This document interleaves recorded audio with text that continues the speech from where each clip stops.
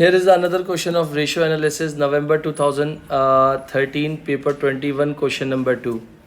और 20 मार्क्स और 10 मार्क्स के अंदर ये था। 2013 में जो भी था, 13 में पूछा था, अब इस क्वेश्चन में है क्या। आज की क्लास का तीसरा question, complete the following table, stated the formula use to calculate ratio. What the ratio measures, ratio क्या मेजर करता है। इसके बाद आपके पास क्या रीज़न वाई इट में चेंज, क्यों चेंज होता है आपके पास। अगर मैं बात करता हूँ तो सबसे पहले उन्होंने बोला ग्रॉस प्रॉफिट रेशियो का फॉर्मूला लिख दो। ग्रॉस प्रॉफिट रेशियो जिसको हम अपनी लैंग्वेज में क्या कहते हैं, ज़बरदस्त बेटा, क्या फॉर्मूला होता है, हेल्प कर सकते हो। Gross profit over sales into 100। सारे फॉर्मूले पहले लिख देता हूँ। इन्वेंट्री टर्नओवर की अगर बात कर रहा हूँ तो इन्वेंट्री टर्नओवर में क्या फॉर्मूला होता है आपके पास, cost of sales divided by average inventory. Asset test ratio का फॉर्मूला क्या होता है, current assets minus inventory divided by current liability. Return on capital employed का formula net profit divided by operating profit. अगर कंपनी अकाउंट्स का होता है तो उसमें लेते हैं चीज़ें, अगर प्लेन प्रॉफिट है तो net profit divided by capital employed multiply by 100।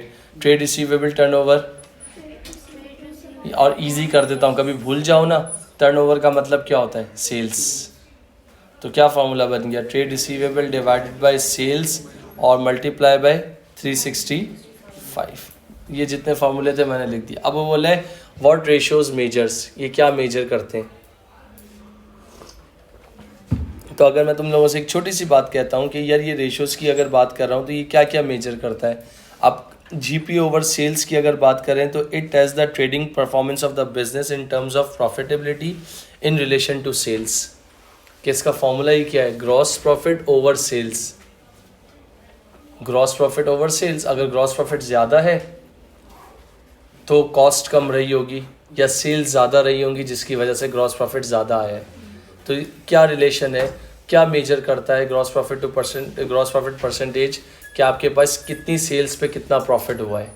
ये इस फॉर्मूले की इंटरप्रिटेशन है। फिर वाई रेशो में चेंज, क्यों अचानक ये चेंज हो जाता है। चेंज इन सेल प्राइस, आपके पास सेल्स प्राइस का अचानक चेंज हो जाना।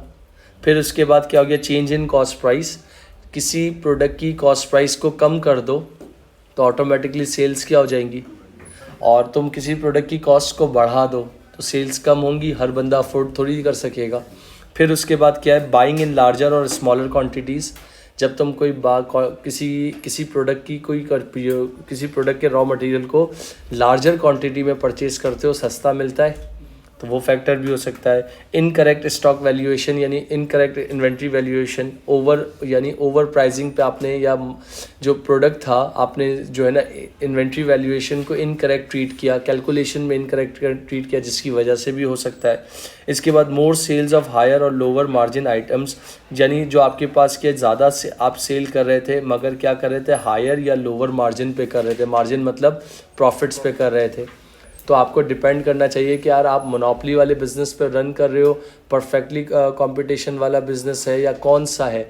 जब आपके पास जो चीज़ किसी और के पास नहीं है तो आप उसको भले हाई रेट पे भी बेच सकते हो, जिसको हम प्राइस स्कीमिंग भी कहते हैं। और प्राइस पेनिट्रेटिंग मतलब हमें प्राइस का, लोगों का ख्याल रखना है कि लोग हमारे प्रोडक्ट को ले सकेंगे नहीं ले सकेंगे, कि हमारे प्रोडक्ट का रिप्लेसमेंट है या नहीं है, या ऑल्टरनेट है या नहीं है, तो उसके हिसाब से आपको चलोगे।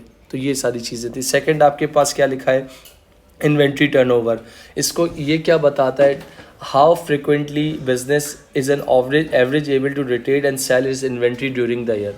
कि मेरा बिज़नेस कितना काबिल है कि अपनी इन्वेंट्री को एक कंपनी बना कर दे रही है, बना के देने के बाद बिज़नेस उसको कितने दिन में या कितने टाइम्स में बेच रहा है। कि देखो ये वो तो बिज़नेस के ऊपर डिपेंड करता है ना, कि बिज़नेस अपने प्रोडक्ट को कैसे बेचता है। अब वो प्रोडक्ट को बेचने के लिए एडवर्टाइजमेंट करनी पड़ेगी, स्कीम्स लगाने पड़ेंगे। तो ये आपकी क्या है, what the ratio measure, inventory turnover ये मेजर करता है। अब आपके पास क्या है, change in inventory level, changes in demand. Inventory level कब होता है, जब किसी प्रोडक्ट की डिमांड बहुत ज़्यादा हाई हो। अब हर प्रोडक्ट की डिमांड तो हाई नहीं होती। बिरयानी और पुलाव दोनों हॉट आइटम है, लोगों की प्रेफरेंस क्या होगी, ज़्यादातर बिरयानी। अगर मैं कहता हूँ पुलाव और हलीम, लोगों की प्रेफरेंस क्या होगी? पुलाव। मेरी प्रेफरेंस तो यही होगी, हर बंदे का अपना टेस्ट होगा, चीज़ें होंगी, तो प्रेफरेंस देखा जाएगा। अब फॉर एग्जांपल अगर मैं बोलता हूँ करोला और टोयोटा और ऑडी, लोगों की प्रेफरेंस क्या होगी? ऑडी हर किसी के लिए नहीं बनी, टोयोटा होगी, जाहिर सी बात है, फिर वो अलग मार्केट होगी, चीज़ें होंगी। खैर, आपके पास increase demand, decrease of quality of inventory. जब आपकी क्वालिटी ऑफ इन्वेंट्री अच्छी नहीं होगी तो अच्छी होगी तो डिमांड खुद ही बढ़ जाएगी, जब डिमांड बढ़ेगी तो टर्नओवर भी बहुत अच्छा हो जाएगा। जब किसी प्रोडक्ट की क्वालिटी अच्छी नहीं होगी, फॉर एग्जांपल हर्शीज़ की चॉकलेट्स हैं, कैडबरी की चॉकलेट्स हैं, आपके पास देख लो किसकी डिमांड। कुछ लोगों की जैसे वाइट चॉकलेट होती है और एक डार्क चॉकलेट्स होती हैं, वाइट और डार्क में लोगों की प्रेफरेंस हो सकता है बहुत कम लोग होंगे जो वाइट चॉकलेट्स पसंद करते होंगे, डार्क चॉकलेट्स पसंद। डार्क जो है थोड़ी सी कड़वी होती है, चीज़ें होती है, मगर हर बंदे की प्रेफरेंस नहीं होगी, बिकने में टाइम लगेगा। खैर, इसके बाद फिर क्या लिखा हुआ है आपके पास? Damage to inventory, fashion changes, अचानक फैशन चेंजेस हो गए। विंटर, अचानक समर्स था, विंटर आ गया, समर्स में विंटर के कपड़े नहीं चलेंगे और विंटर्स में समर के कपड़े नहीं चलेंगे। फिर उसके बाद ऑब्सेशंस, अब जैसे फॉर एग्जांपल लोग क्या करते हैं, हाई नेक वगैरह होती है, वो समर्स में तो नहीं लेंगे ना। अब कोई बेवकूफ़ ही होगा जो मैन्युफैक्चरिंग कर रहा होगा, समर्स में कर रहे होंगे, इंपोर्ट कर रहे होंगे या एक्सवाइजेड, मगर कम कर दी होगी मैन्युफैक्चरिंग। समर्स में लेदर जैकेट की तो मैन्युफैक्चरिंग कम हो जाएगी। तो बहुत सारे ऐसे बिजनेसेस हैं। ऑब्सेसिलेंस का फैक्टर होगा, increase in demand level by advertising, reduce margin और सेल्स प्रमोशन। अगर मुझे किसी प्रोडक्ट को बढ़ाना है तो मैंने अक्सर हमेशा एक बात कहता हूँ कि wheat is a unisexual product.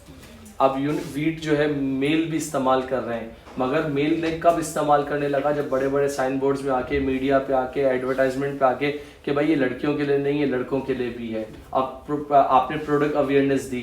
जब प्रोडक्ट अवेयरनेस किसके थ्रू दी? एडवर्टाइजमेंट के थ्रू दी। एडवर्टाइजमेंट के थ्रू एक्सपेंस बढ़ाया तो सेल्स बढ़ी। और अगर आपके लोगों तक आपका मैसेज सही गया, सही कन्वे हो गया तो डिमांड बढ़ गई। अब फॉर एग्जांपल नस्वार खाना इज़ अ ऑकवर्ड थिंग, मगर नस्वार को वीलो की फॉर्म में खाओ तो ब्रांडेड फॉर्म में आ गई, तो वो बिल्कुल डिफरेंट चीज़ आ गई। अब फॉर एग्जांपल अगर मैं आपसे कहता हूँ बिरयानी लेने जाओ, बिरयानी को जो है ना एक थैली के अंदर थोड़ा सा पैक करवाओ तो थोड़ा ऑकवर्ड लगता है, और उसी बिरयानी को 10 रुपये दे के डब्बे में पैक करवाओ तो थोड़ा सा लुक आ जाता है। तो दीज आर ब्रांडिंग ना। तो आपके पास क्या, आप अपनी थिंकिंग को देखो, जितना प्रेजेंटेबल काम करोगे, जितना अपने आप को प्रॉपर्ली बेचोगे तो इन्वेंट्री टर्नओवर क्या होगा? अच्छा हो जाएगा। अभी ये फॉर एग्जांपल हमारी क्लास में जो है हुज़ैफा सलाम है, थोड़ा सा इसको लेवाइस की टाइट शर्ट पहना दो, नीचे जो है ना स्किनी पैंट पहना दो, बिल्ड तो माशाल्लाह इसकी अच्छी है, चेस्ट भी बने हुए और बाइसेप भी हैं, तो पूरी कॉलेज की बंदियाँ इस, और थोड़ा सा इस पर 10-20 हज़ार रुपये पैंक्स ले जाके, नबीला ले जाके या एक्सवाइजेड कहीं ले जाके खर्चा कर दो, थोड़ा सा इसकी दाढ़ी वाड़ी को या इसकी बियर्ड को थोड़ा सा शेप दे दो और ब्रांडिंग के लिए खड़ा कर दो, एम्बेसडर वेल्स कॉलेज के पेज पे लगा दो।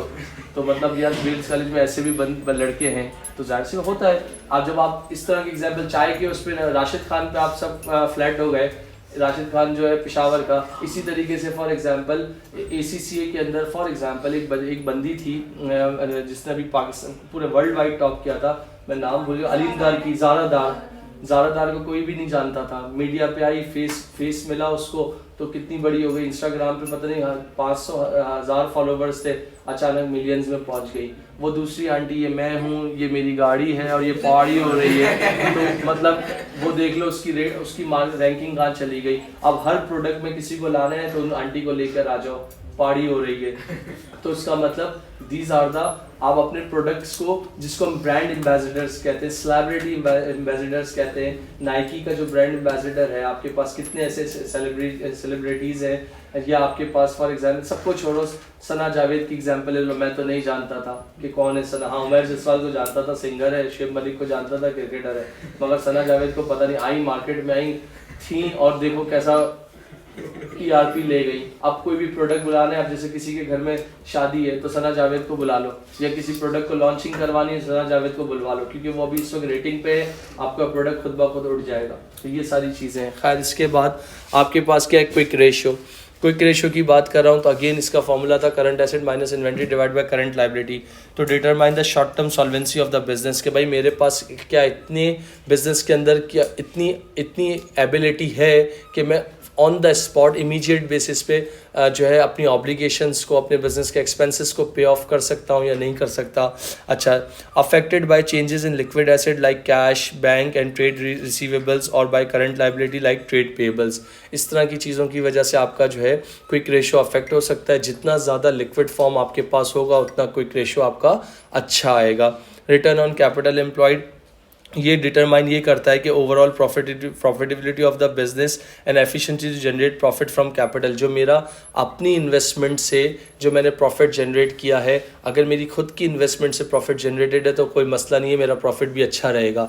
मगर जो आउटसोर्सेज हैं, जो बोरोइंग करके मैं पैसे लेकर आया हूँ, तो मुझे इस बात का भी ख्याल रखना होगा कि जब बोरोइंग की है तो उस पर इंटरेस्ट भी देना पड़ेगा। जब इंटरेस्ट देना पड़ेगा तो उससे मेरा प्रॉफिटेबिलिटी क्या हो जाएगा, कम हो जाएगा। तो मुझे फिर बैलेंस लेके चलना पड़ेगा।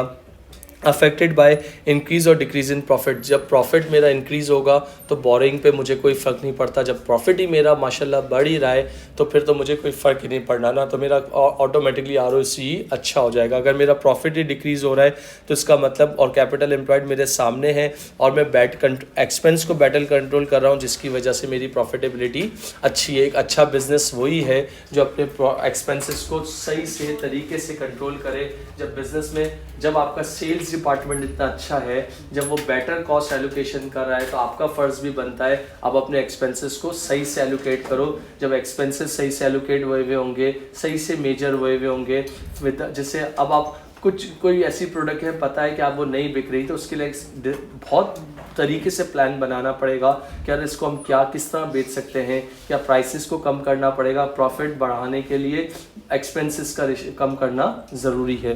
फिर इसके बाद आखिरी क्या है, ट्रेड रिसीवेबल टर्नओवर। अगेन वही बात है, ये क्या डिटरमाइन करता है, how efficiency of business in terms of time in take to collect cash from the credit customer. एक बिजनेस के अंदर सबसे ज़्यादा एफिशिएंसी, या एक अकाउंटेंट के अंदर, या एक ट्रेड रिसीवेबल डिपार्टमेंट के अंदर सबसे ज़्यादा अच्छी एफिशिएंसी कब चेक की जाती है कि उस डिपार्टमेंट के लोग कितना जल्दी कैश रिसीव कर रहे हैं, वापस लोगों से ले रहे हैं। देखो मेरी बात, फ्रिक्वेंटली माल बेचना और फ्रिक्वेंटली पैसे लेना ज़बरदस्त आइडेंटिफिकेशन होती है ट्रेड रिसीवेबल टर्नओवर के लिए। बैड डेट के चांसेस भी कम हो जाते हैं, आपके पास लिक्विडिटी क्राइसिस का भी मामला कम हो जाता है। तो ये सारे फैक्टर्स होते हैं, कौन बताता है, ट्रेड रिसीवेबल टर्नओवर। तो ऐसी क्या इंडिकेशन करोगे जिसमें वाई द रेशियो में चेंज, क्यों रेशियो होता है, increase in ratio just credit customer में टेकिंग लॉन्गर टू पे। जितना ज़्यादा टाइम लगेगा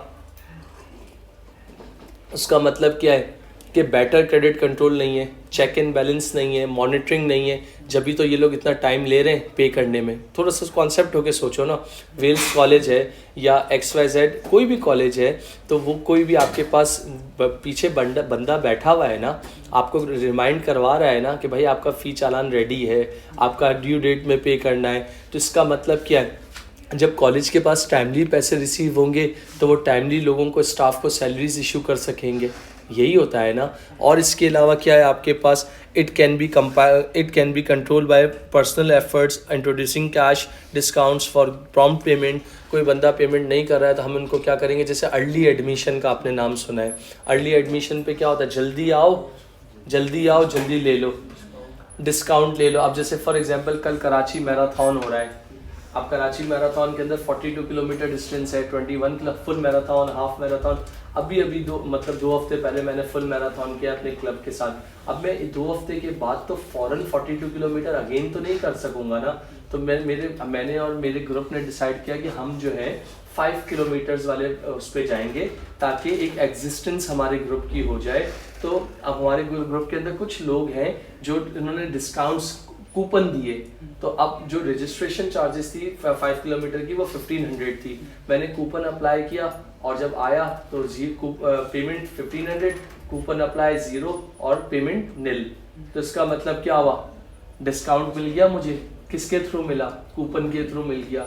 जब आपके पास तो ये सारी चीज़ों से आपका क्या होता है, ट्रेड रिसीवेबल्स टर्नओवर अच्छा हो जाता है, प्रॉम्प्ट पेमेंट की वजह से अच्छा हो जाता है, कैश डिस्काउंट की वजह से अच्छा हो जाता है आपके पास। तो ये ट्रेड रिसीवेबल टर्नओवर आपको ये बता रहा होता है। यहाँ पर आपका क्वेश्चन कंप्लीट हो गया।